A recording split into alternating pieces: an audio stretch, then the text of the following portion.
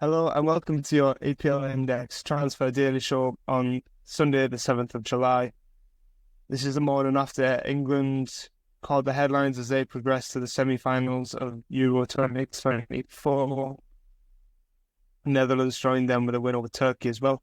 But transfer window has continued to progress in the background. Some of you over the weekend might not have been up to date with the latest transfer news, and that is exactly what I'm here to bring you today. My name is Ben Pescod. I'm an EPL Index contributor, and I'm covering the Transfer Daily Show while Dave's away for the next couple of weeks. So yeah, without further ado, we'll just get stuck straight into the news today. There's not an awful lot, but it is still ticking over. It's expected to ramp up over the next few weeks once the Euros are over. But we have got a few confirmed deals to go through today. The first of which it's been something we've been talking about quite a bit in previous shows over the last few days.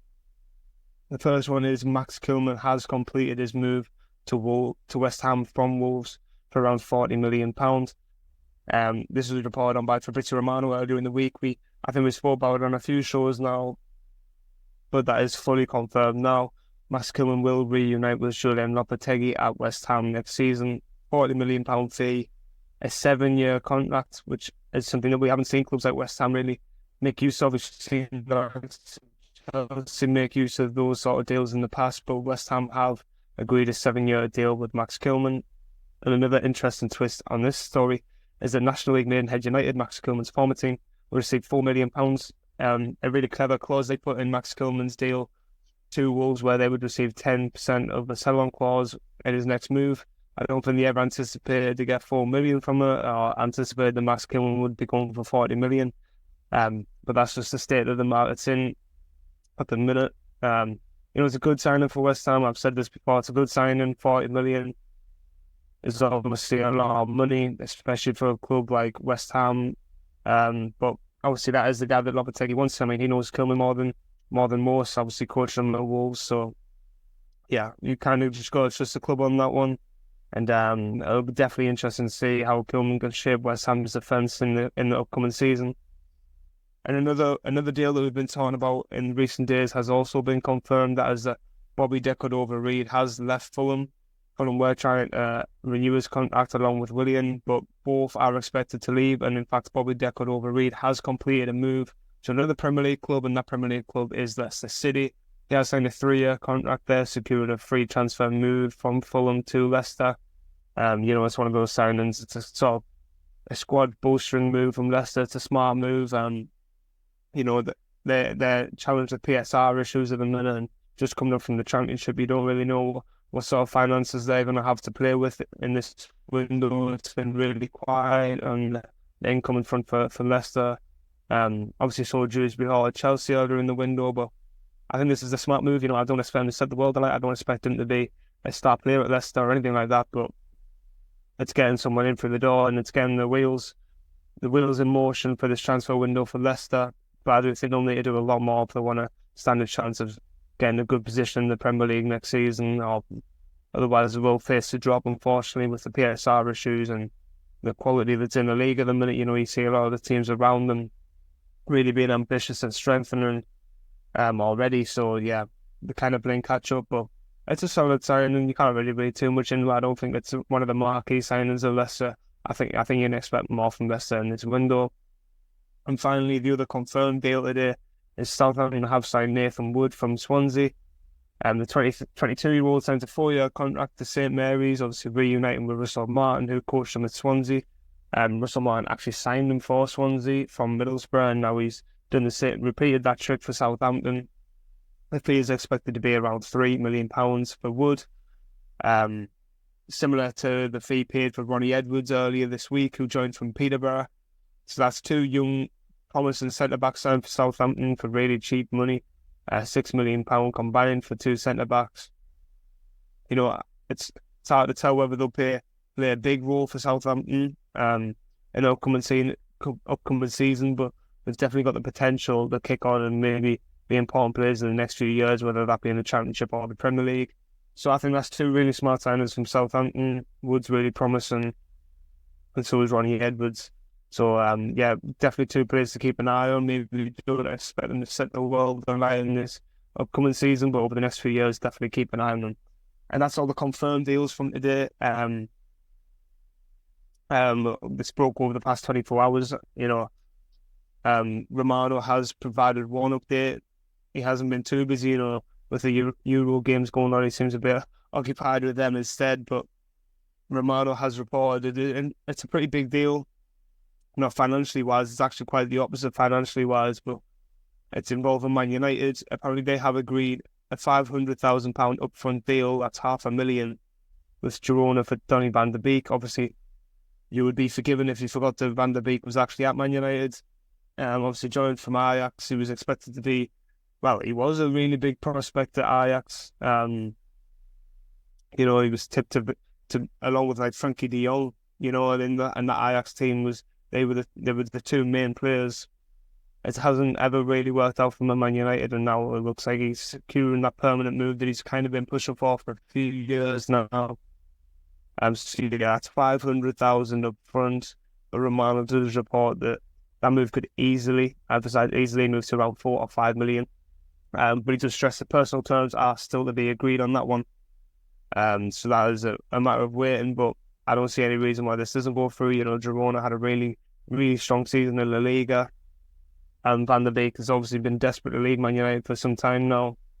Had a couple of loan moves, but I think this could be the move that Van der Beek takes. And who knows? We could be sat here in 2 years, and he could be at the stock that he was at Ajax. It's highly unlikely. But yeah, I think it's a solid move for the player, and I think Man United do need to get rid. Just to free up some space in that squad. They can't keep everyone, and they can't just keep on fogging them out on loan. But yeah, if they can get the 4 or 5 million, yeah, I mean, it's been an awful signing for Man United, Van der Beek, but you've sometimes just got to learn to kind of cut your losses, although it's not by much, but, you can't just keep on persevering, and that's what they've done. They've kind of just cut the ties with Van der Beek now. That's what the player wanted. It's for the best for the club, so yeah. That's the only Fabrizio Romano update. Any sort of concrete update of moves? We had Calafiori yesterday. That's in the same position as it was yesterday. That was in personal terms being agreed. Arsenal are still with Bologna to figure out a set transfer fee. It seems like Arsenal are leading the race by some way for Calafiori. All those deals that we spoke about yesterday are in the same position. Nothing has changed on them unless I've stayed in this podcast today. Going on the paper talk and a bit of gossip around the Premier League just to finish off. Man United have reportedly agreed personal terms with Joshua Zirkee ahead of a potential £34 million move from Bologna. Obviously, Zirkee is away with the Dutch national team at the minute, so it's hard to tell whether there has been any real progress in talks, but I don't doubt for 1 minute that Zirkee would take the opportunity to join Man United. Obviously, Bologna have qualified for the Champions League. Similarly, the Girona have had a really promising season in their respective league, but I think Zirkee, for the long-term vision, although, some people would argue Man United aren't in a great place at the minute, it's still a huge club, it's still a huge opportunity. I don't doubt for 1 second that Zirkee would jump at the opportunity to join Man United this summer. And I think Man United won't have a problem paying that £34 million release clause. The reports are that they're just trying to work out how to structure that deal, whether Bologna want it all up front. It's all a bit of a mess club-wise, but this is definitely a move to keep an eye on over the next couple of weeks. And I expect this deal to go through, no bother. And I expect Zirkee to want the move. So this report isn't too far-fetched. I mean, it's not being really reported substantially, but you've had the likes of Romano and Ornstein reporting.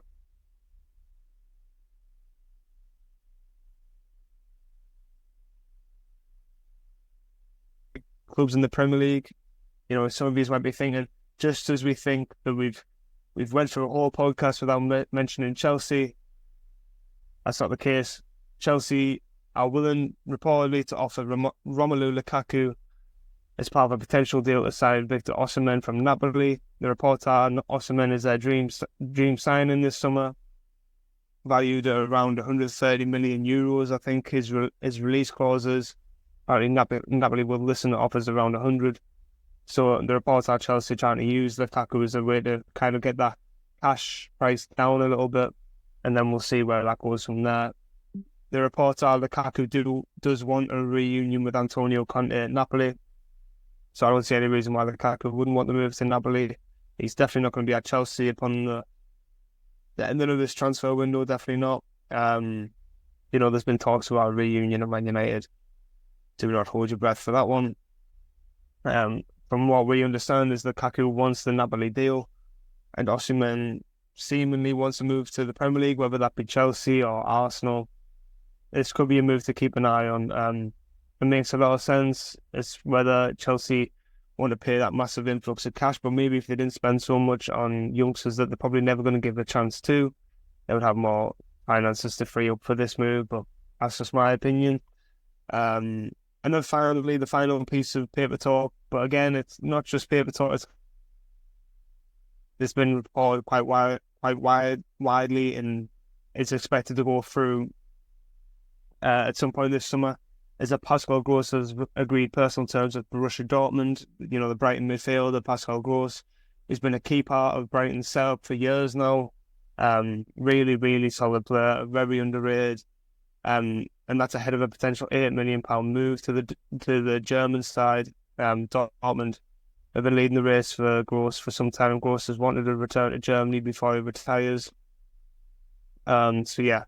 Apparently personal terms have been agreed on that. I don't see any reason why a deal doesn't get struck with the club. Reluctantly, I know Brian won't want to lose him, but I think when a player's been at the club for that amount of time, you do kind of give him a bit of leeway, and you kind of listen to his desires and what he wants, and kind of go from there. And I think this move will go through this summer.